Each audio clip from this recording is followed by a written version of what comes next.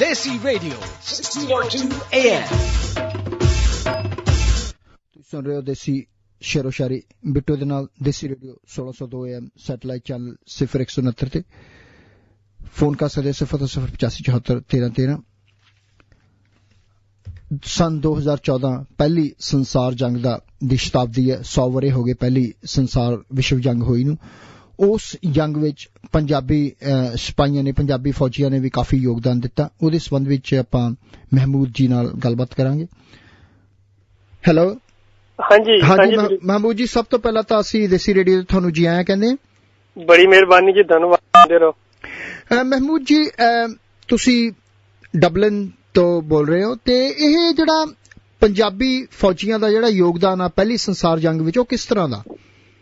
हाँ जी, पहले दो तीन चीज़ां वेखण वालियां ने। एक तो यह है कि पंजाबी हमेशा तो ही फौज विच रहे ने बड़ी तादाद विच, और 1914 तो पहले ही काम शुरू हो गया सी जदों कि पंजाब दी अपनी जिहड़ी हुकूमत सी उन्होंने 1849 दे विच हाँ जी अंग्रेज़ां ने, ते उस तो बाद उन्होंने भर्ती करने शुरू कर दिते सन 10 साल बाद ही। और एक पूरा मैकेनिज्म डेवलप हो गया सी जिहदे विच मार्शल रेस दा कांसैप्ट सी ते ਉਹਦੇ ਵਿੱਚ ਜਿਹੜੀ ਜ਼ਾਤ ਸੀ ਬੇਸਿਕਲੀ ਜ਼ਾਤਾਂ ਦੀ ਬੁਨਿਆਦ ਤੇ ਭਰਤੀ ਫੌਜ ਸ਼ੁਰੂ ਹੋ ਗਈ ਸੀ। ਲੇਕਿਨ ਜੰਗ ਛਿੜਨ ਤੋਂ ਪਹਿਲੇ ਪੰਜਾਬੀਆਂ ਦੀ ਤਾਦਾਦ ਸਿਰਫ ਕੋਈ 1 ਲੱਖ ਸੀ ਉਦੋਂ ਫੌਜ ਦੇ ਵਿੱਚ। ਔਰ ਜੰਗ ਦੇ ਵਿੱਚ ਜਿਸ ਤਰ੍ਹਾਂ ਦੀ ਭਰਤੀ ਹੋਈ ਹੈ, ਜਿਸ ਸਪੀਡ ਨਾਲ ਹੋਈ ਹੈ, ਉਹਦੇ ਨਾਲ ਪੰਜਾਬੀ ਬਹੁਤ ਵੱਧ ਗਏ ਸਨ ਫੌਜ ਦੇ ਵਿੱਚ। ਸੋ ਮੈਂ ਤੁਹਾਨੂੰ ਪਹਿਲੇ ਤੇ ਕੁਝ ਫਿਗਰ ਦੇਣਾ ਜਿਹੜੀ ਕਿ ਬੜੀ ਇੰਟਰਸਟਿੰਗ ਹੋਏਗੀ ਤੁਹਾਡੇ ਸਾਰੇ ਸੁਣਨ ਵਾਲਿਆਂ ਵਾਸਤੇ। ਕਿ ਪਹਿਲੀ ਜੰਗ ਦੇ ਵਿੱਚ ਜਿਹੜਾ ਟੋਟਲ ਇੰਡੀਅਨ ਕਾਊਂਟ ਸੀ ਨਾ, ਜਿਹੜਾ ਇੰਡੀਅਨ ਸੋਲਜਰ ਸੀ ਪਹਿਲੀ ਜੰਗ ਦੇ ਵਿੱਚ, ਉਹ 1.4 ਮਿਲੀਅਨ ਸੀ, ਯਾਨੀ 14,40,437 ਬੰਦੇ ਸਨ। ਔਰ ਇਹਨਾਂ ਦੇ ਵਿੱਚੋਂ ਜਿਹੜੇ ਪੰਜਾਬੀ ਸਨ ਸਿਰਫ ਸਾਡੇ ਇਕੱਠੇ ਪੰਜਾਬ ਦੇ ਇੰਡੀਅਨ ਪਾਕਿਸਤਾਨੀ ਪੰਜਾਬ ਦੇ, ਉਹ 3,60,000 ਕੰਬੈਟ ਰਿਕਰੂਟ ਸੀ, ਜਿਹੜਾ ਕਿ ਲੜਾਕਾ ਰਿਕਰੂਟ ਸੀ। ਔਰ ਉਹਨਾਂ 3,60,000 ਦੇ ਵਿੱਚੋਂ ਫਿਰ ਅੱਗੋਂ ਜਿਹੜੀ ਡੇਟਾ ਸਾਡੇ ਕੋਲ ਆਇਆ ਹੈ ਉਹਦੇ ਵਿੱਚ ਉਹਨਾਂ ਵਿੱਚੋਂ 1,36,000 ਪੰਜਾਬੀ ਮੁਸਲਮਾਨ ਸਨ ਤੇ 88,925 ਜਿਹੜੇ ਸਨ ਉਹ ਪੰਜਾਬੀ ਸਿੱਖ ਸਨ, ਤੇ ਬਾਕੀ ਜਿਹੜੇ ਨੇ ਡੋਗਰੇ ਸਨ ਕੁਝ 23,000 ਤੇ ਕੁਝ ਹੋਰ ਲੋਕ। ਇਹ ਸੀ ਟੋਟਲ ਕਾਊਂਟ। ਸੋ ਜਿਹੜਾ ਪਹਿਲਾ ਭੁਲੇਖਾ ਹੈ ਕਿ ਪੰਜਾਬ ਤੋਂ ਇਲਾਵਾ ਇੰਡੀਅਨ ਕਿੰਨਾ ਸੀ, ਉਹ ਮਿਲੀਅਨਸ ਦੇ ਵਿੱਚ ਸੀ। ਔਰ ਇਹ ਜਿਹੜੀ ਮਿਲੀਅਨਸ ਦੀ ਤਾਦਾਦ ਹੈ, ਜਿਹੜੀ ਬਾਕੀ ਕਾਮਨਵੈਲਥ ਦੀਆਂ ਸਾਰੇ ਮੁਲਕ ਸਨ, ਨਿਊਜ਼ੀਲੈਂਡ, ਆਸਟ੍ਰੇਲੀਆ, ਕੈਨੇਡਾ, ਉਹਨਾਂ ਨੂੰ ਮਿਲਾ ਕੇ ਵੀ ਇਹ ਜ਼ਿਆਦਾ ਸਨ ਬੰਦੇ ਜਿਹੜੇ ਸਾਡੇ ਗਏ ਸਨ ਜੰਗ ਲੜਨ। ਤੇ ਪੰਜਾਬੀ ਉਹਨਾਂ ਦੇ ਵਿੱਚ ਸਭ ਤੋਂ ਜ਼ਿਆਦਾ ਸਨ, ਤੇ ਸਭ ਤੋਂ ਜ਼ਿਆਦਾ ਜਿਹੜੇ ਮਰੇ ਨੇ ਤੇ ਜ਼ਖਮੀ ਹੋਏ ਨੇ ਉਹ ਪੰਜਾਬੀ ਹੋਏ ਨੇ। ਕਿ ਇਹਨਾਂ 3,60,000 ਦੇ ਵਿੱਚੋਂ ਤਕਰੀਬਨ ਕੋਈ ਜਿਹੜਾ ਟੋਟਲ ਇੰਡੀਅਨ ਮਰਿਆ ਨਾ ਜੀ 14 ਲੱਖ ਚੋਂ, ਉਹ ਮਰਿਆ 61,041। ਇਹਨਾਂ ਦੇ ਵਿੱਚੋਂ ਜਿਹੜੇ ਪੰਜਾਬੀ ਨੇ ਉਹ 40,000 ਦੇ ਕਰੀਬ ਪੰਜਾਬੀ ਹੋਇਆ ਹੈ ਸਾਰੀ ਜੰਗ। ਸੋ ਸਾਡੀ ਜਿਹੜੀ ਪੂਰੀ ਕੰਟਰੀਬਿਊਸ਼ਨ ਹੈ ਜਾਂ ਜੋ ਸਾਡੇ ਨਾਲ ਜ਼ੁਲਮ ਹੋਇਆ ਇੱਕ ਤਰ੍ਹਾਂ ਦਾ ਸਾਡੀ ਭਰਤੀਆਂ ਦੇ ਨਾਲ, ਉਹਦੇ ਵਿੱਚ ਪੰਜਾਬ ਨੂੰ ਚੰਗੀ ਭਲੀ ਮਾਰ ਪਈ ਹੈ। ਔਰ ਪੰਜਾਬੀ ਪੁੱਤਰ ਜਿਹੜੇ ਨੇ ਉਹ ਫਰਾਂਸ ਤੋਂ ਲੈ ਕੇ ਤੇ ਇਟਲੀ ਤੋਂ ਤੇ ਗੈਲੀਪੋਲੀ ਤੋਂ ਤੇ ਇਰਾਕ ਤੋਂ ਤੇ ਫਲਸਤੀਨ ਤੋਂ ਲੈ ਕੇ ਪਤਾ ਨਹੀਂ ਕਿੱਥੇ ਕਿੱਥੇ ਉਹਨਾਂ ਦੀਆਂ ਖਬਰਾਂ ਨੇ। ਸੋ ਇਹ ਸੀ ਸਾਡੀ ਕੰਟਰੀਬਿਊਸ਼ਨ ਪੰਜਾਬੀਆਂ ਦੀ। ਮਹਿਮੂਦ ਜੀ, ਕਿਉਂਕਿ ਜਦੋਂ ਫੌਜ ਵਿੱਚ ਲੋਕੀ ਭਰਤੀ ਹੁੰਦੇ ਆ, ਕਿਉਂਕਿ ਜਦੋਂ ਤਾਂ ਅਮਨ ਹੁੰਦਾ ਹੈ, ਜਦੋਂ ਸ਼ਾਂਤੀ ਹੁੰਦੀ ਹੈ, ਉਦੋਂ ਤੇ ਹੋਰ ਤਰ੍ਹਾਂ ਦਾ ਕਨਸੈਪਟ ਹੈ, ਪਰ ਇੱਕ ਆਲਰੇਡੀ ਜੰਗ ਲੱਗੀ ਹੋਈ ਆ, ਲਾਮ ਲੱਗੀ ਹੋਈ ਆ, ਉਹਦੇ ਦੌਰਾਨ ਜਿਹੜੇ ਲੋਕ ਭਰਤੀ ਹੋਏ ਕੀ ਕਾਰਨ ਸੀ? ਉਹਨਾਂ ਨੂੰ ਕੀ ਜ਼ਬਰਦਸਤੀ ਭਰਤੀ ਕੀਤਾ ਗਿਆ ਕਿ ਜਾਂ ਪੰਜਾਬ ਦੇ ਹਾਲਾਤ ਏਦਾਂ ਦੇ ਸੀ ਕਿ ਇੱਥੇ ਰੋਟੀ ਰੋਜੀ ਹੈ ਨਹੀਂ ਸੀ, ਕਿ ਉਹ ਕੀ ਰੀਜ਼ਨ ਸੀ? ਹਾਂਜੀ, ਇਹ ਬੜੀ ਇੰਟਰਸਟਿੰਗ ਸਵਾਲ ਹੈ, ਕਿਉਂਕਿ ਪਹਿਲਾ ਮੇਨ ਇਸ਼ੂ ਹੀ ਸਾਡਾ ਹੈ ਕਿ ਹੋਇਆ ਕੀ ਹੈ ਸਾਡੇ ਨਾਲ। ਮਤਲਬ ਮੈਂ ਤੁਹਾਨੂੰ ਆਪਣੀ ਪਰਸਨਲ ਹਿਸਟਰੀ ਦੱਸਾਂ ਕਿ ਮੇਰਾ ਜਿਹੜਾ ਪੜਦਾਦਾ ਸੀ ਉਹ ਗਿਆ ਸੀ ਪਹਿਲੀ ਜੰਗ ਦੇ ਵਿੱਚ, ਔਰ ਸੁਬਦਾ ਗੁਲਾਮ ਮੁਹੰਮਦ ਦਾ ਨਾਂ ਸੀ ਤੇ ਪਧਰਾੜ ਦਾ ਮੈਂ। ਔਰ ਪਧਰਾੜ ਜਿਹੜਾ ਮੇਰਾ ਆਪਣਾ ਪਿੰਡ ਸੀ। ਮਤਲਬ ਇਹ ਇੰਟਰਸਟਿੰਗ ਹੈ, ਤੁਹਾਨੂੰ ਇੱਥੋਂ ਪਤਾ ਲੱਗੇਗਾ ਕਿ ਕੀ ਭਰਤੀਆਂ ਹੋਈਆਂ ਕਿਵੇਂ ਨੇ। ਜਿਹੜਾ ਮੇਰੀ ਜੰਮਪਲ ਪਧਰਾੜ ਦੀ ਹੈ, ਪਧਰਾੜ ਜਿਹੜਾ ਉਹ ਪਾਕਿਸਤਾਨੀ ਪੰਜਾਬ ਦੇ ਵੈਸਟ ਵਿੱਚ ਹੈ, ਸ਼ਾਹਪੁਰ ਡਿਸਟ੍ਰਿਕਟ, ਪੁਰਾਣਾ ਟਿਵਾਣਿਆਂ ਦਾ ਡਿਸਟ੍ਰਿਕਟ ਸੁਣਿਆ ਹੋਣਾ, ਜਿਹੜੇ ਪਾਰਟੀ ਦਾ ਵਜ਼ੀਰ ਆਲਾ ਰਿਹਾ ਪੰਜਾਬ ਦਾ 1940 ਤੋਂ ਬਾਅਦ ਦਾ। ਤੇ ਉਮਰ ਯਾਰ ਟਿਵਾਣੇ ਦਾ ਡਿਸਟ੍ਰਿਕਟ ਸੀ ਸ਼ਾਹਪੁਰ ਡਿਸਟ੍ਰਿਕਟ, ਉਹਦੇ ਵਿੱਚ ਪਿੰਡ ਸੀ ਪਧਰਾੜ। ਤੇ ਇਹ ਹਡਾਲੀ ਦੇ ਨੇੜੇ ਹੋ ਜਾਂਦਾ ਜਿੱਥੇ ਸਾਡਾ ਆਪਣਾ ਖੁਸ਼ਵੰਤ ਸਿੰਘ ਜੰਮਿਆ ਸੀ, ਸਾਡਾ ਰਾਈਟਰ। ਮੇਰੇ ਆਪਣੇ ਪਿੰਡ ਦੇ ਵਿੱਚੋਂ ਜਿਹੜੀ ਟੋਟਲ ਫਿਗਰ ਹੈ ਉਹ ਹੈ ਕਿ ਉਸ ਟਾਈਮ 14 ਤੁਸੀਂ ਵੇਖ ਲਓ ਕਿ ਪਿੰਡ ਚ ਕੀ ਕੋਈ 700 ਜਵਾਨ ਹੋਏਗਾ ਜਾਂ 500 600 ਜਿਹੜਾ ਭਰਤੀ ਦੀ ਉਮਰ ਦਾ ਹੋਏਗਾ। ਉਹਦੇ ਵਿੱਚੋਂ 291 ਬੰਦਾ ਭਰਤੀ ਹੋ ਕੇ ਗਿਆ ਪਹਿਲੀ ਜੰਗ ਦੇ ਵਿੱਚ, ਔਰ 291 ਦੇ ਵਿੱਚੋਂ 12 ਬੰਦੇ ਮੇਰੇ ਆਪਣੇ ਪਿੰਡ ਦੇ ਮੋਏ ਨੇ ਔਰ ਤਕਰੀਬਨ ਕੋਈ 17 ਬੰਦੇ ਜਿਹੜੇ ਨੇ ਉਹ ਜ਼ਖਮੀ ਹੋਏ ਨੇ ਔਰ 2 ਮਿਸਿੰਗ ਵੀ ਹਨ। ਮੇਰਾ ਜਿਹੜਾ ਪੜਦਾਦਾ ਸੀ ਉਹ ਇਰਾਕ ਵਿੱਚ ਸਰਵ ਕਰਦਾ ਰਿਹਾ ਔਰ ਉਹਨੂੰ ਮੇਰੇ ਮਤਲਬ ਜੋ ਗੈਲੈਂਟਰੀ ਤੇ ਫਿਰ ਪੰਜਾਬੀਆਂ ਚ ਹੈ ਸੀ, ਲੜਾਕੇ ਬੜਾਕੇ ਤੇ ਹੈ ਸਨ ਸਾਰੇ ਤੇ ਉਹਦੇ ਕੋਲ ਗੈਲੈਂਟਰੀ ਦਾ ਅਵਾਰਡ ਵੀ ਸੀ, IMSM ਉਹਨੂੰ ਕਹਿੰਦੇ ਸਨ, ਇੰਡੀਅਨ ਮੈਰੀਟੋਰੀਅਸ ਸਰਵਿਸ ਮੈਡਲ ਜਿਹੜਾ। ਹੁਣ ਭਰਤੀ ਹੋਈ ਕਿਵੇਂ ਸੀ ਕਿ ਪਧਰਾੜ ਜਿਹੜਾ ਉਹ 3 ਜਿਹੜੀ ਮੇਜਰ ਭਰਤੀ ਸੀ ਪੂਰੇ ਪੰਜਾਬ ਦੀ ਉਹ ਮੇਨ ਹੋਈ ਸੀ ਸਾਰੀ ਰਾਵਲਪਿੰਡੀ ਡਿਸਟ੍ਰਿਕਟ ਦੇ ਵਿੱਚ, ਡਿਵੀਜ਼ਨ ਦੇ ਵਿੱਚ। ਔਰ ਜਿਹੜਾ ਰਾਵਲਪਿੰਡੀ ਡਿਵੀਜ਼ਨ ਹੈ ਉਹਨੇ ਕੋਈ 1,20,000 ਪੰਜਾਬੀ ਜਿਹੜਾ ਸੀ। ਹੁਣ ਰਾਵਲਪਿੰਡੀ ਡਿਵੀਜ਼ਨ ਜਿਹੜੇ ਲੋਕ ਪਾਰਟੀਸ਼ਨ ਤੋਂ ਪਹਿਲੇ ਦੇ ਪੰਜਾਬ ਨਹੀਂ ਪੜਿਆ ਉਹਨਾਂ ਨੂੰ ਪਤਾ ਹੋਏਗਾ ਕਿ ਸਾਡੇ ਜ਼ਿਆਦਾ ਪੰਜਾਬੀ ਜਿਹੜੇ ਸਨ ਸਾਡੇ ਆਪਣੇ ਸਿੱਖ ਭਰਾ ਵੀ ਤੇ ਅਸੀਂ ਆਪ ਵੀ ਸਾਰੇ ਮੁਸਲਮਾਨ, ਸਾਡੀ ਜਿਹੜੀ ਕੰਸਨਟ੍ਰੇਸ਼ਨ ਸੀ ਨਾ ਮਾਰਸ਼ਲ ਰੇਸ ਵਾਲੀ ਕਿ ਜਿਹੜੇ ਲੜਾਕੇ ਸਮਝੇ ਜਾਂਦੇ ਸਨ ਉਹ ਸਾਰੇ ਹੈ ਸਨ ਮੇਨਲੀ ਰਾਵਲਪਿੰਡੀ ਡਿਵੀਜ਼ਨ ਦੇ ਵਿੱਚ। ਔਰ ਸਾਰੀ ਜਿਹੜੀ ਮੇਜਰ ਭਰਤੀ ਹੈ ਜਿਹੜੀ ਦਿੱਤੀ ਹੈ ਪੰਜਾਬ ਨੇ ਉਹ ਰਾਵਲਪਿੰਡੀ ਡਿਵੀਜ਼ਨ ਦੇ ਵਿੱਚੋਂ ਦਿੱਤੀ ਹੈ। ਤਕਰੀਬਨ 1,20,000 ਬੰਦਾ ਜੰਗ ਦੇ ਵਿੱਚ ਹੁਣ ਤੁਸੀਂ ਆਪ ਵੇਖ ਲਓ 3,60,000 ਦੇ ਵਿੱਚੋਂ 1,20,000 ਇੱਥੋਂ ਦਾ ਸੀ ਤੇ ਪਟਿਆਲਾ ਜਿਹੜਾ ਉਹ ਤੁਹਾਨੂੰ ਪਤਾ ਉਦੋਂ ਸਟੇਟ ਸੀ, ਰਾਜਧਾਨੀ, ਉਹਦੇ ਵਿੱਚੋਂ ਕੋਈ 79,000 80,000 ਬੰਦਾ ਗਿਆ। ਸੋ ਪਿੰਡੀ ਡਿਵੀਜ਼ਨ ਹੈ ਤੇ ਫਿਰ ਦੂਜਾ ਨੰਬਰ ਪਟਿਆਲੇ ਦਾ ਆਉਂਦਾ। ਔਰ ਪਿੰਡੀ ਦੇ ਵਿੱਚੋਂ ਜਿਹੜਾ ਸਾਡਾ ਮੇਰਾ ਆਪਣਾ ਪਿੰਡ ਹੈ ਉਹ 3 ਡਿਸਟ੍ਰਿਕਟ ਜਿਹੜੇ ਮੇਨ ਰਿਕਰੂਟਿੰਗ ਡਿਸਟ੍ਰਿਕਟ ਹਨ ਉਹਨਾਂ ਦੇ ਬਾਰਡਰ ਤੇ ਹੈ। ਇੱਕ ਪਾਸੇ ਸ਼ਾਹਪੁਰ ਡਿਸਟ੍ਰਿਕਟ ਸੀ, ਦੂਜੇ ਪਾਸੇ ਜੇਲਮ ਡਿਸਟ੍ਰਿਕਟ ਸੀ ਤੇ ਤੀਜੇ ਪਾਸੇ ਅਟਕ ਡਿਸਟ੍ਰਿਕਟ। ਔਰ ਭਰਤੀਆਂ ਦੀ ਮੇਨ ਵਜ੍ਹਾ ਜਿਹੜੀ ਜਿਹਨੂੰ ਅਸੀਂ ਸਾਲਟ ਰੇਂਜ ਕਹਿੰਦੇ ਹਾਂ ਸਾਰੀ ਜਿਹੜੀ ਹੈ ਪੋਟੋਹਾਰ ਦਾ ਧਨ ਪੋਟੋਹਾਰ ਦਾ ਇਲਾਕਾ ਸਾਡਾ, ਉਹਦੇ ਵਿੱਚੋਂ ਮੇਜਰ ਭਰਤੀਆਂ ਹੋਈਆਂ ਨੇ ਸਾਰੀਆਂ। ਔਰ ਉਹਦੀ ਵਜ੍ਹਾ ਭੁੱਖ ਸੀ, ਭੁੱਖ ਤੋਂ ਇਲਾਵਾ ਉਹਦੀ ਕੋਈ ਵਜ੍ਹਾ ਨਹੀਂ ਸੀ। ਸਾਰੇ ਇਹ ਬਰਾਨੀ ਇਲਾਕੇ ਸਨ, ਇੱਥੇ ਮੀਂਹ ਸੀ ਹੁੰਦਾ ਨਹੀਂ ਸੀ, ਫਸਲਾਂ ਹੁੰਦੀਆਂ ਕੋਈ ਨਹੀਂ ਸਨ ਔਰ ਉਸ ਤੋਂ ਇਲਾਵਾ ਹੋਰ ਮਤਲਬ ਇੰਡਸਟਰੀ ਤੇ ਲੱਗੀ ਕੋਈ ਨਹੀਂ ਸੀ, ਨਹਿਰਾਂ ਵੀ ਨਹੀਂ ਸਨ ਇੱਥੇ ਆਪਣੀਆਂ। ਸੋ ਨਹਿਰਾਂ ਵੀ ਵੇਖੋ ਨਾ ਉਹਨਾਂ ਨੇ ਜਿਹੜਾ ਸੈਂਟਰਲ ਪੰਜਾਬ ਹੈ ਉਸੇ ਨਹਿਰਾਂ ਜ਼ਿਆਦਾ ਸਨ। ਔਰ ਸਭ ਤੋਂ ਜ਼ਿਆਦਾ ਭਰਤੀ ਇਹਨਾਂ ਇਲਾਕਿਆਂ 'ਚ ਹੋਈ ਹੈ ਜਿੱਥੇ ਲੋਕ ਭੁੱਖੇ ਸਨ ਵਿਚਾਰੇ, ਜਿਨ੍ਹਾਂ ਕੋਲ ਹੋਰ ਕੰਮ ਕਰਨ ਵਾਸਤੇ ਸੋਰਸ ਆਫ ਇਨਕਮ ਕੋਈ ਨਹੀਂ ਸੀ ਔਰ ਉਹਨਾਂ ਵਾਸਤੇ ਇੱਕ ਵਾਰ ਇੰਪਲੋਇਮੈਂਟ ਸੀ ਜਿਹਦੇ ਉੱਤੇ ਉਹ ਭਰਤੀ ਹੋਏ ਨੇ। ਔਰ ਤੁਸੀਂ ਵੇਖ ਲਓ ਪੂਰੇ ਦੇ ਪੂਰੇ ਪਿੰਡ ਜਿਹੜੇ ਨੇ ਉਹ ਭਰਤੀ ਹੋ ਗਏ ਨੇ। ਮੇਰੇ ਨਾਲ ਦਾ ਇੱਕ ਪਿੰਡ ਹੈ ਮੁਨਾਰਾ ਉਹਨੂੰ ਕਹਿੰਦੇ ਨੇ ਤੇ ਮੁਨਾਰੇ ਦੇ ਵਿੱਚੋਂ ਇੱਕ ਬੰਦਾ ਸੀ ਸ਼ਰੀਫ, ਉਹਦੇ 9 ਪੁੱਤਰ ਸਨ, ਉਹਨੇ 8 ਪੁੱਤਰ ਭਰਤੀ ਕਰਾ ਦਿੱਤੇ ਸਨ। ਸੋ ਇਸ ਲੈਵਲ ਦੀ ਮੈਸਿਵ ਭਰਤੀ ਜਿਹੜੀ ਹੈ ਆਊਟ ਆਫ ਇਕਨੋਮਿਕ ਡਿਪਰੈਸ਼ਨ ਜਿਹੜਾ ਉਹ ਹੋਈ ਹੈ ਇਸ ਸਾਰੀ ਜੰਗ ਦੇ ਵਿੱਚ। ਸੋ ਜਿਹੜੀਆਂ ਮਤਲਬ ਉਹ ਉਸ ਭਰਤੀ ਦੇ ਦੌਰਾਨ ਜਿਹੜੀਆਂ ਫੈਮਲੀਜ਼ ਅਫੈਕਟਡ ਹੋਈਆਂ, ਓਬਵੀਅਸਲੀ ਜਿਹੜੇ ਸੋਲਜਰਸ ਨਹੀਂ ਰਹੇ, ਜਿਹੜੇ ਜੰਗ ਦੇ ਵਿੱਚ ਸ਼ਹੀਦ ਹੋ ਗਏ, ਉਹਨਾਂ ਦੀ ਜਿਹੜੀ ਫੈਮਲੀਆਂ ਸੀਗੀਆਂ ਉਹ ਮਤਲਬ ਕਿਸ ਤਰ੍ਹਾਂ ਉਹਨਾਂ ਨੂੰ ਕੋਈ ਕੰਪਨਸੇਸ਼ਨ ਮਿਲਿਆ ਜਾਂ ਕਿਸ ਤਰ੍ਹਾਂ ਦਾ ਰਵੱਈਆ ਰਿਹਾ ਉਸ ਸਮੇਂ ਦੀ ਸਾਮਰਾਜੀ ਸਰਕਾਰ ਦਾ? ਹਾਂਜੀ, ਇਹ 2-3 ਚੀਜ਼ਾਂ ਜਿਹੜੀਆਂ ਨੇ ਬੜੀਆਂ ਗੋਰਿਆਂ ਨੇ ਬੜੇ ਕਮਾਲ ਨਾਲ ਕੀਤੀਆਂ ਨੇ ਸਾਰੇ ਰਿਕਰੂਟਮੈਂਟ ਦੇ ਵਿੱਚ ਵੀ ਔਰ ਰਿਕਰੂਟਮੈਂਟ ਤੋਂ ਬਾਅਦ ਵੀ। ਪਹਿਲੀ ਗੱਲ ਤਾਂ ਇਹ ਹੋਈ ਹੈ ਕਿ ਜਿਵੇਂ ਮੈਂ ਦੱਸਿਆ ਸੀ ਕਿ ਮੇਰਾ ਪੜਦਾਦਾ ਇਰਾਕ ਗਿਆ ਸੀ ਤੇ ਮੇਰੇ ਪੜਦਾਦੇ ਦਾ ਜਿਹੜਾ ਇੱਕ ਮਸੇਰ ਸੀ ਉਹ ਉੱਥੇ ਹੀ ਮਰ ਗਿਆ ਸੀ ਕਿਧਰੇ। ਉਹ ਅੱਜ ਤੱਕ ਉਹਦਾ ਪਤਾ ਨਹੀਂ ਲੱਗਾ ਸਾਨੂੰ ਕਿ ਉਹਦਾ ਕੀ ਬਣਿਆ। ਉਹਦੇ 2 ਮਸੇਰ ਗਏ ਸਨ ਨਾਲ ਲੜਨ ਵਾਸਤੇ। ਇੱਕ ਜਿਹੜਾ ਉਹ ਜ਼ਖਮੀ ਹੋ ਕੇ ਆ ਗਿਆ ਸੀ ਛੇਤੀ, ਉਹਨੂੰ ਗੋਲੀ ਲੱਗੀ ਸੀ, ਤੇ ਦੂਜਾ ਜਿਹੜਾ ਉਹਦਾ ਨਵਾਂ ਵਿਆਹ ਹੋਇਆ ਸੀ ਤੇ ਉਹਦਾ ਪਤਾ ਹੀ ਕੋਈ ਨਹੀਂ ਅੱਜ ਤੱਕ ਉਹਦੇ ਘਰ ਵਾਲਿਆਂ ਨੂੰ ਕਿ ਉਹਦੇ ਨਾਲ ਕੀ ਹੋਇਆ। ਫਤਿਹ ਮੁਹੰਮਦ ਉਹਦਾ ਨਾਂ ਸੀ ਔਰ ਉਹਦੀ ਨਵਾਂ ਵਿਆਹ ਹੋਇਆ ਸੀ ਤੇ ਉਹਦੀ ਮਾਂ ਜਿਹੜੀ ਸੀ, ਜਰਾ ਸਟੋਰੀ ਚੈੱਕ ਕਰੋ, ਉਹਦੀ ਮਾਂ ਉਹਦੀ ਜਿਹੜੀ ਜ਼ਰੀ ਦੀ ਖੇਡ ਹੁੰਦੀ ਹੈ ਨਾ ਸਾਡੇ ਪੰਜਾਬ ਵਿੱਚ ਜਦੋਂ ਲਾਚਾ ਪਾਇਆ ਜਾਂਦਾ ਹੈ ਖੇਡ ਪਾਈ, ਉਹ ਆਖਰੀ ਉਮਰ ਤੱਕ ਉਹਦੀ ਖੇਡ ਉਹ ਆਪਣੇ ਕੋਲ ਰੱਖ ਕੇ ਰੋਂਦੀ ਸੀ ਕਿ ਮੇਰਾ ਪੁੱਤਰ ਜਿਹੜਾ, ਕਿਉਂਕਿ ਵਿਆਹ ਤੋਂ 2-1 ਹਫ਼ਤੇ ਬਾਅਦ ਤੁਰ ਗਿਆ ਸੀ ਫੌਜ। ਔਰ ਫਿਰ ਮਤਲਬ ਉਹਨੂੰ ਤੇ ਨਹੀਂ ਸੀ ਪਤਾ, ਉਹਦੀ ਮਾਂ ਨੂੰ ਤੇ ਨਾ ਉਸ ਮੁੰਡੇ ਨੂੰ ਪਤਾ ਹੋਣਾ ਉਹਨੂੰ ਕਿੱਥੇ ਲੈ ਕੇ ਜਾਣਾ ਉਹਨਾਂ ਨੇ। ਇਹ ਤੇ ਭਰਤੀ ਕਰਦੇ ਸਨ ਤੇ ਸਾਡੇ ਸਾਰੇ ਜਿਹੜੇ ਲੋਕ ਸਨ ਜਿਹੜੇ ਸਾਡੇ ਪੰਜਾਬ ਦੇ ਇਹਨਾਂ ਇਲਾਕਿਆਂ ਦੇ ਇਹ ਨਾ ਪੜ੍ਹੇ ਲਿਖੇ ਸਨ, ਨਾ ਇਹਨਾਂ ਨੂੰ ਪਤਾ ਸੀ ਕਿ ਦੁਨੀਆ ਕੀ ਹੁੰਦਾ। ਉਹ ਤੇ ਰੋਟੀ ਵਾਸਤੇ 1000 ਰੁਪਈਆ ਲੱਭਦੀ ਸੀ ਉਹਨਾਂ ਨੂੰ ਮਹੀਨੇ ਦੀ ਤਨਖਾਹ, ਜਿਹੜੀ ਬਾਅਦ ਲੋਕਾਂ ਨੇ ਕੋਟ ਕੀਤੀ ਹੈ। ਤੇ ਉਹਦੇ ਵਿੱਚ ਉਹਨੂੰ ਲੈ ਕੇ ਉਹ ਟੁਰ ਜਾਂਦੇ ਸਨ, ਉਹਨਾਂ ਨੂੰ ਪਤਾ ਹੀ ਨਹੀਂ ਸੀ ਕਿ ਸਾਨੂੰ ਬੰਬਈ ਚ ਕਿੱਥੇ ਲੈ ਕੇ ਟੁਰ ਜਾਣਗੇ। ਸੋ ਇਸ ਤਰ੍ਹਾਂ ਦੀਆਂ ਭਰਤੀਆਂ ਨੇ। ਉਹਦੇ ਵਿੱਚ ਇਸ ਤਰ੍ਹਾਂ ਦੀ ਬੜੀ ਸੈਡ ਸਟੋਰੀ ਨੂੰ ਮੈਂ ਕੁਝ ਅਸੀਂ ਜਿਹੜੇ ਫੋਕ ਸੌਂਗਸ ਇਕੱਠੇ ਕੀਤੇ ਨੇ, ਉਹ ਫੋਕ ਸੌਂਗ ਮੈਂ ਤੁਹਾਨੂੰ ਸੁਣਾਵਾਂਗਾ ਕਿ ਔਰਤਾਂ ਨੇ ਕਿਵੇਂ ਵੈਂਡ ਕੀਤੇ ਨੇ ਇਹਨਾਂ ਦੇ ਜਾਣ ਤੇ ਔਰ। ਲੇਕਿਨ ਇਹਨਾਂ ਭਰਤੀਆਂ ਦੀ ਜਿਹੜੀ ਕੰਪਨਸੇਸ਼ਨ ਹੈ ਉਹ 2 ਤਰ੍ਹਾਂ ਦੀ ਹੈ। ਇੱਕ ਜਿਹੜਾ ਸਭ ਤੋਂ ਵੱਡਾ ਜ਼ੁਲਮ ਹੋਇਆ ਨੇ ਇਸ ਭਰਤੀ ਚ ਉਹ ਦੱਸਣਾ ਬੜਾ ਜ਼ਰੂਰੀ ਹੈ। ਉਹ ਹੈ ਕਿ ਸਾਰੇ ਵਿਚਾਰੇ ਸਾਡੇ ਜਿਹੜੇ ਦਾਦੇ ਪੜਦਾਦੇ ਸਨ ਇਹ ਅਨਪੜ੍ਹ ਸਨ, ਇਹਨਾਂ ਨੂੰ ਪਤਾ ਹੀ ਨਹੀਂ ਸੀ ਦੁਨੀਆ ਕੀ ਹੁੰਦੀ ਹੈ। ਇਹ ਤੇ ਆਪਣੇ ਖੇਤਾਂ ਉਹ ਸਿਕਲ ਹੈਂਡਲਰ ਸਨ, ਇਹ ਤਾਂ ਦਰਾਤੀਆਂ ਪੜ ਕੇ ਤੇ ਆਪਣੇ ਖੇਤਾਂ 'ਚ ਕੰਮ ਕਰਨ ਵਾਲੇ ਲੋਕ। ਇਹਨਾਂ ਨੂੰ ਭਰਤੀ ਕਰਕੇ ਇਹਨਾਂ ਨੂੰ ਕੋਈ ਪਤਾ ਨਹੀਂ ਸੀ ਅਸਾਂ ਕਿੱਥੇ ਜਾਣਾ, ਨਾ ਇਹਨਾਂ ਦੀ ਕੋਈ ਟ੍ਰੇਨਿੰਗ ਸੀ। ਵੇਖੋ ਨਾ ਜੰਗ ਲੱਗੀ ਹੈ, ਕੋਈ ਟ੍ਰੇਨਿੰਗ ਥੋੜੀ ਦੇਣੀ ਸੀ ਉਹਨਾਂ ਨੇ। ਤੇ ਜੰਗ ਲੱਗੀ ਹੈ, ਬੰਦੇ ਇਹਨਾਂ ਨੇ ਫੜੇ ਨੇ ਤੇ ਚੁੱਕ ਕੇ ਜਹਾਜ਼ ਹੀ ਸੁੱਟੇ ਨੇ ਤੇ ਲੈ ਗਏ ਨੇ ਅੱਗੇ ਲੜਨ ਵਾਸਤੇ। ਯਾਨੀ ਪਹਿਲਾ ਜਿਹੜਾ ਲਾਹੌਰ ਡਿਵੀਜ਼ਨ ਗਿਆ ਉਹ ਫਰਾਂਸ ਵਿੱਚ ਗਿਆ ਜੰਗ ਲੜਨ ਦੇ, ਅਕਤੂਬਰ 1914 ਚ ਪਹੁੰਚ ਗਿਆ ਸੀ ਉਹ ਫਰਾਂਸ।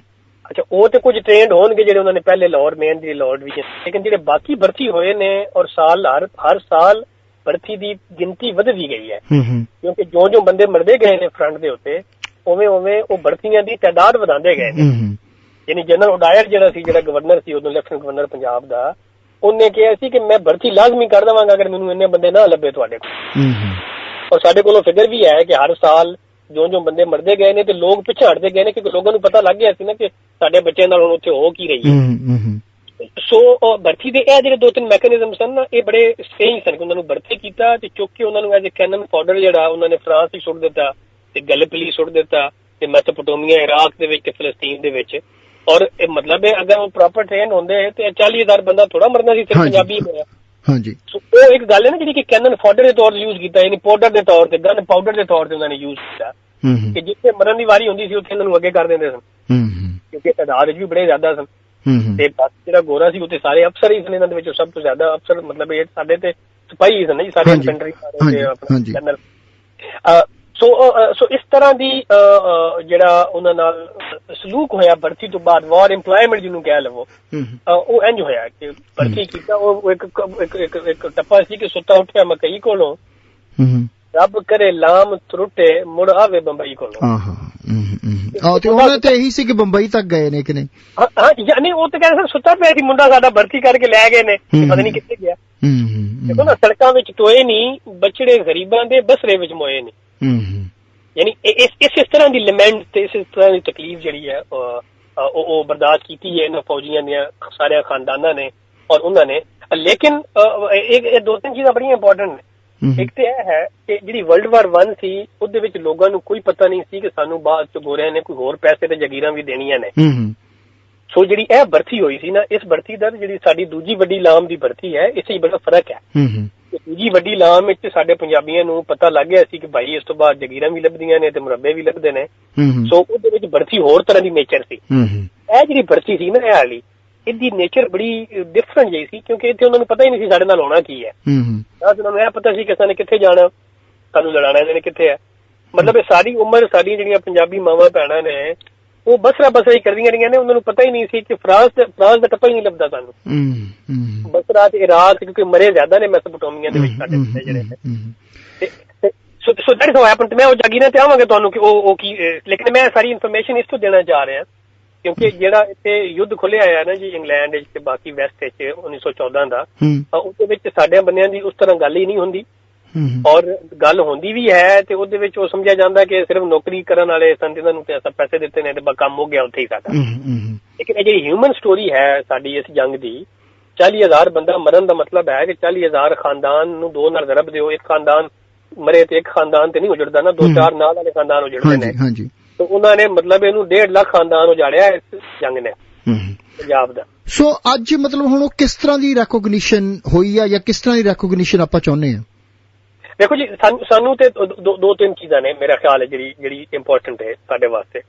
ਪਹਿਲੀ ਗੱਲ ਤੇ ਇਹ ਹੈ ਕਿ ਸਾਨੂੰ ਜਿਹੜਾ ਇਹਨਾਂ ਨੇ ਅਜੇ ਤੱਕ ਗੋਰੇ ਦੀ ਸਾਈਕੀ ਕਿਧਰੇ ਨਾ ਕਿਧਰੇ ਅਸੀਂ ਜਿਹੜੇ ਨਾ ਉਹ ਗੁਲਾਮ ਹੀ ਆ, ਸਾਨੂੰ ਕਮੀ ਨਹੀਂ ਸਮਝਦੇ ਨੇ।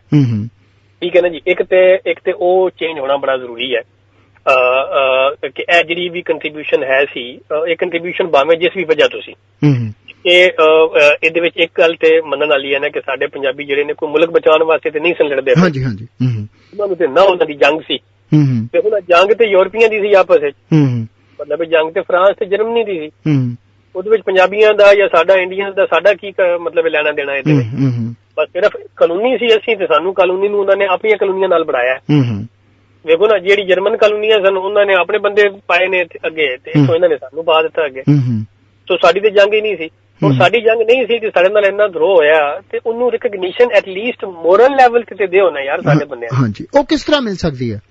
ਮਤਲਬ ਇਹਦੇ 2-3 ਤਰੀਕੇ ਨੇ। ਪਹਿਲੀ ਗੱਲ ਤੇ ਇਹ ਹੈ ਕਿ ਸਾਨੂੰ ਮਜ਼ੇ ਦੀ ਗੱਲ ਹੈ ਕਿ ਸਾਡੇ ਜਿਹੜੇ ਬੰਦੇ ਨੇ, ਮੈਂ ਦੱਸ ਰਿਹਾ ਜਿਹੜਾ ਮੈਂ ਆਪਣੇ ਪੜਦਾਦੇ ਦੇ ਮਸੇਰ ਦਾ ਗੱਲ ਕਰ ਰਿਹਾ, ਉਹਦੀ ਸਾਡੇ ਕੋਲ ਉਹਦੀ ਡਿਟੇਲ ਹੀ ਕੋਈ ਨਹੀਂ ਹੈ। ਯਾਨੀ ਜਿਹੜਾ 40,000 ਬੰਦਾ ਮੋਇਆ ਯਾਰ, ਉਹਦੀ ਡਿਟੇਲ, ਇਹ ਜਿਹੜਾ 1,44,000 ਬੰਦਾ ਸੀ, ਇਹਦੀ ਡਿਟੇਲ ਤੇ ਸਾਨੂੰ ਦਿਓ ਨਾ ਕਿਸੇ ਵੈਬਸਾਈਟ ਤੇ ਐਟਲੀਸਟ।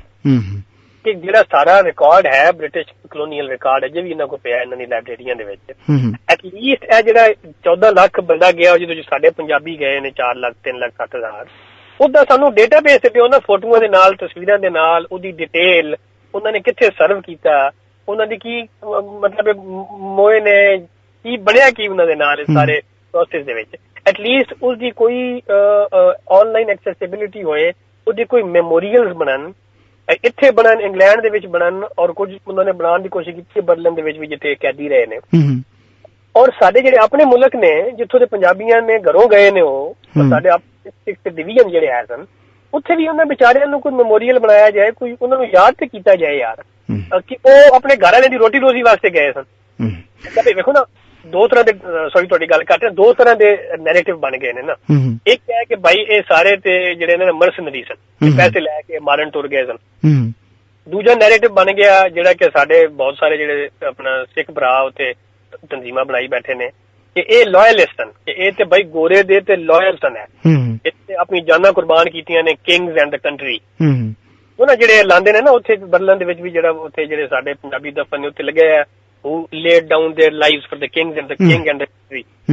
ਠੀਕ ਹੈ, ਤੇ ਇਹ ਜਿਹੜੇ ਦੋ ਨੈਰੇਟਿਵ ਨੇ ਨਾ, ਇਹਨਾਂ ਦੇ ਵਿੱਚ ਕਿਧਰੇ ਐਗਜ਼ਿਸਟ ਕਰਦਾ ਸਾਡਾ ਪੰਜਾਬ ਤੇ ਪੰਜਾਬੀ ਜਿਹੜੀ ਸਾਡੀ ਇਹ ਸਾਡੀਆਂ ਸਾਰੀਆਂ ਮੌਤਾਂ ਨੇ। ਸੋ ਕੀ ਮਹਿਮੂਦ ਜੀ ਇਹਦੇ ਲਈ ਕੋਈ ਸੰਗਠਿਤ ਤੌਰ ਤੇ ਕੋਈ ਹੋ ਰਿਹਾ ਯਤਨ ਕੋਈ ਕਿਸੇ ਤਰੀਕੇ ਨਾਲ? ਵੇਖੋ ਮੇਰਾ ਖਿਆਲ ਇੱਕ ਤੇ ਇਹ ਹੈ ਕਿ ਵੰਡ ਤੋਂ ਬਾਅਦ ਜਿਹੜਾ ਨਾ ਅਸੀਂ ਸਾਰੇ ਹੀ ਆਪਣੇ ਆਪਣੇ ਚੱਕਰਾਂ 'ਚ ਪੈ ਗਏ ਹਾਂ। ਮਤਲਬ ਪੰਜਾਬੀ ਦੀ ਜਿਹੜੀ ਸਾਡੀ ਪੰਜਾਬੀ ਆਇਡੈਂਟੀਟੀ ਸੀ ਨਾ, ਇੱਕ ਜਿਹੜੀ ਪੰਜਾਬੀਅਤ ਜਿਹਨੂੰ ਅਸੀਂ ਕਹਿੰਦੇ ਸਾਂ, ਉਹ ਵੈਸੇ ਹੀ ਅੱਧੋ ਅੱਧ ਹੋ ਗਈ ਹੈ। ਮਤਲਬ ਉਹ ਇੰਡੀਅਨ ਪੰਜਾਬੀ ਜਿਹੜੇ ਨੇ ਉਹ ਹੋਰ ਪਾਸੇ ਟੁਰ ਪਏ ਨੇ ਤੇ ਪਾਕਿਸਤਾਨੀ ਪੰਜਾਬੀ ਹੋਰ ਪਾਸੇ ਨੇ, ਤੇ ਵਿੱਚ ਡਾਇਸਪੋਰਾ ਜਿਹੜਾ ਉਹ ਵੀ ਕੋਈ ਆਪਣਾ ਹੋਰ ਹੀ ਸ਼ਾਇਦ ਲੱਭਦਾ ਫਿਰ ਰਿਹਾ। ਪਹਿਲੀ ਗੱਲ ਤੇ ਸਭ ਤੋਂ ਇੰਪੋਰਟੈਂਟ ਇਹ ਹੈ ਕਿ ਸਾਨੂੰ ਆਪਣੀ ਜਿਹੜੀ ਸਾਡੀ ਸਿੰਗਲ ਪੰਜਾਬੀ ਆਇਡੈਂਟੀਟੀ ਹੈ ਨਾ, ਜਿਹੜਾ ਸਾਡਾ ਪੰਜਾਬ ਹੈ ਨਾ, ਉਹ ਭਾਵੇਂ ਪੰਜਾਬ ਪਾਕਿਸਤਾਨ 'ਚ ਰਹਿ ਗਿਆ ਤੇ ਭਾਵੇਂ ਉਹ ਇੰਡੀਆ 'ਚ ਹੈ ਤੇ ਭਾਵੇਂ ਉਹ ਬਾਹਰ ਹੈ ਕੈਨੇਡਾ ਦਾ ਤੇ ਭਾਵੇਂ ਉਹ ਇੰਗਲੈਂਡ ਦਾ ਵੇ ਤੇ ਆਸਟ੍ਰੇਲੀਆ ਦਾ, ਉਹ ਸਾਰੇ ਜਿਹੜੇ ਪੰਜਾਬ ਦੀ ਆਇਡੈਂਟੀਟੀ ਹੈ ਨਾ, ਉਹ ਸਾਡੀ ਆਇਡੈਂਟੀਟੀ ਜਿਹੜੀ ਹੈ ਨਾ, ਉਹ ਪੰਜਾਂ ਪਾਣੀਆਂ ਦੀ ਆਇਡੈਂਟੀਟੀ ਹੈ। ਬਿਲਕੁਲ ਜੀ। ਸਾਡੇ ਗੁਰੂ, ਸਾਡੇ ਸੂਫੀ, ਸਾਡੇ ਭਗਤ ਕਬੀਰ, ਸਾਡੇ ਭਗਤੀ ਗੁਰੂ ਸੂਫੀ ਸਾਰੇ ਇਕੱਠੇ ਨੇ ਸਾਡੇ। ਜਦੋਂ ਸਾਡੀ ਇੱਕ ਪੰਜਾਬੀ ਆਇਡੈਂਟੀਟੀ ਹੋਏਗੀ ਨਾ, ਦੇਖੋ ਨਾ, ਤਾਂ ਸਾਡਾ ਜ਼ੋਰ ਵੀ ਹੋਏਗਾ ਤੇ ਅਸੀਂ ਉਹ ਸਾਰੀਆਂ ਗੱਲਾਂ ਵੀ ਕਰ ਸਕਾਂਗੇ ਕਿ ਸਾਨੂੰ ਐਜ਼ ਏ ਪੰਜਾਬੀ ਗੱਲ ਕਰੋ। ਤੇ ਹੁਣ ਮੈਂ ਕਹਾਂਗੇ ਭਾਈ ਪਿੰਡੀ ਡਿਵੀਜ਼ਨ ਤੇ ਰਹਿ ਗਿਆ ਪਾਕਿਸਤਾਨੀ ਪੰਜਾਬ ਵਿੱਚ, ਤੇ ਜਿਹੜਾ ਪਟਿਆਲਾ ਉਹ ਇੰਡੀਅਨ ਪੰਜਾਬ ਵਿੱਚ, ਚਲੋ ਜੀ ਵੱਖਰੀ ਵੱਖਰੀ ਗੱਲ ਕਰੀਏ। ਨਹੀਂ, ਉਹ ਤਾਂ ਇੱਕੋ ਹੀ ਗੱਲ ਆ। ਹਾਂਜੀ। ਸੋ ਜਿਹੜੀ ਪੰਜਾਬੀਅਤ ਹੈ ਨਾ, ਉਹਦੇ ਜ਼ੋਰ ਤੇ ਜਦੋਂ ਸਾਰੇ ਪੰਜਾਬੀ ਇਕੱਠੇ ਹੋਵਾਂਗੇ ਨਾ, ਮਤਲਬ ਇਹ ਨਹੀਂ ਕਿ ਸਿੱਖ ਦੀ ਵਰਲਡ ਵਾਰ 1 ਦੀ ਗੱਲ ਤੇ ਅਸੀਂ ਕਰਾਂਗੇ, ਪਰ ਪੰਜਾਬੀ ਦੀ ਵਰਲਡ ਵਾਰ 1 ਦੀ ਗੱਲ ਅਸੀਂ ਕਿਉਂ ਨਹੀਂ ਕਰਦੇ? ਸਾਨੂੰ ਐਜ਼ ਏ ਪੰਜਾਬੀ ਜਦੋਂ ਅਸੀਂ ਆਪਣੀ ਗੱਲ ਕਰਾਂਗੇ ਤੇ ਫਿਰ ਅਸੀਂ ਕਹਾਂਗੇ ਕਿ ਯਾਰ ਅਸੀਂ ਸਾਰੇ ਇੰਨੇ ਕੁ ਬੰਦੇ ਸਾਂ, ਔਰ ਸਾਨੂੰ ਰਿਕਗਨੀਸ਼ਨ ਆਪਣੇ ਮੀਡੀਆ ਤੇ ਵੀ ਦਿਓ। ਸਾਡੀ ਸਟੋਰੀਜ਼ ਜਿਹੜੀਆਂ ਹਨ, ਉਹ ਕਹਿੰਦੇ ਸਨ ਕਿ if we will not tell our own stories no one else will, ਕਿ ਅਗਰ ਅਸੀਂ ਆਪ ਆਪਣੀ ਕਹਾਣੀਆਂ ਨੂੰ ਨਹੀਂ ਦੱਸਾਂਗੇ ਨਾ ਕਿ ਸਾਡੇ ਨਾਲ ਹੋਇਆ ਕੀ ਹੈ, ਤੇ ਕਿਸੇ ਹੋਰ ਨੇ ਸਾਨੂੰ ਮੰਨਣਾ ਵੀ ਕੋਈ ਨਹੀਂ ਹੈ। ਬਿਲਕੁਲ। ਸੋ ਇੱਕ ਤੇ ਇਹ ਹੈ ਕਿ ਸਾਡੇ ਮੈਮੋਰੀਅਲ ਬਣਨ, ਸਾਨੂੰ ਪ੍ਰੋਪਰ ਰਿਕਾਰਡ ਦਿੱਤਾ ਜਾਏ ਉਨਾ ਹੀ ਜਿੰਨਾ ਕਿਸੇ ਗੋਰੇ ਫੌਜੀ ਨੂੰ ਦਿੱਤਾ ਜਾਂਦਾ ਵਰਲਡ ਵਾਰ 1 ਵਿੱਚ ਮਰਨ ਤੇ।